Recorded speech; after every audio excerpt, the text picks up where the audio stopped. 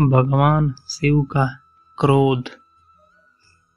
महर्षि भृगु ब्रह्मा जी के मानस पुत्र थे। उनकी पत्नी का नाम ख्याति था, जो दक्ष की पुत्री थी। महर्षि भृगु सप्त ऋषि मंडल के एक ऋषि हैं। सावन और भाद्रपद में भगवान सूर्य के रथ पर सवार रहते हैं।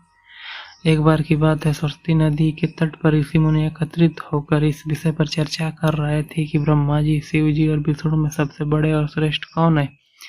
इसका कोई निष्कर्ष न निकलता देख उन्होंने त्रिदेवों की परीक्षा लेने का निश्चय किया और ब्रह्मा जी के मानस पुत्र महर्षि भृगु को इस कार्य के लिए नियुक्त किया। महर्षि भृगु सर्वप्रथम ब्रह्मा जी के पास गए। उन्होंने न तो प्रणाम किया और न ही उनकी स्तुति की। देख ब्रह्मा जी क्रोधित हो गए। क्रोध की अधिकता से उनका मुख लाल हो गया, आंखों में अंगारे दहकने लगे। लेकिन फिर यह सोचकर कि ये उनके पुत्र हैं, उन्होंने हृदय में उठे क्रोध को आवेग को विवेक बुद्धि में दबा लिया।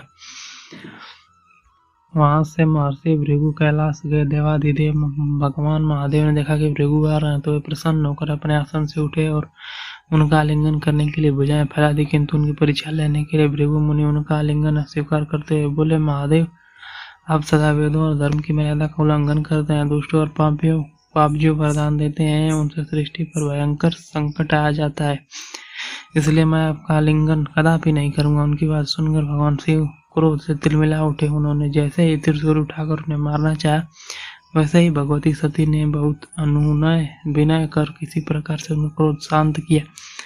इसके बाद भृगु मुनि वैकुंठ लोग गए। उस समय भगवान श्री विष्णु देवी लक्ष्मी की गोद में सिर रखकर लेटे थे। भृगु ने जाते ही उनके वक्ष पर एक तेज लात मारी। भक्त वत्सल भगवान विष्णु शीघ्र ही अपने आसन से उठ खड़े हुए और उन्होंने प्रणाम करके उनके चरण सहलाते हुए बोला, भगवान, आपके पैर पर चोट तो नहीं लगी? कृपया इस आसन पर विश्राम कीजिए। भगवान, मुझे आपके शुभ आगमन का ज्ञान न था, इसलिए मैं आपका स्वागत नहीं कर सका। आपके चरणों का स्पर्श तीर्थों को पवित्र करने वाला है। आपके चरणों के स्पर्श से मैं आज धन्य हो गया। भगवान विष्णु का यह प्रेम देखकर महर्षि भृगु की आंखों से आंसू बहने लगे।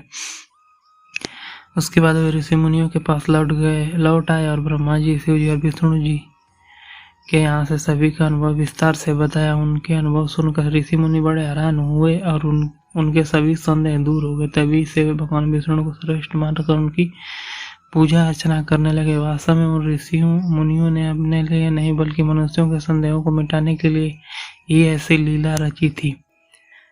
कहानी सुनने के लिए आपका बहुत बहुत धन्यवाद। कृपया आप हमारे चैनल को सब्सक्राइब कीजिए। राधे राधे, जय श्री राम।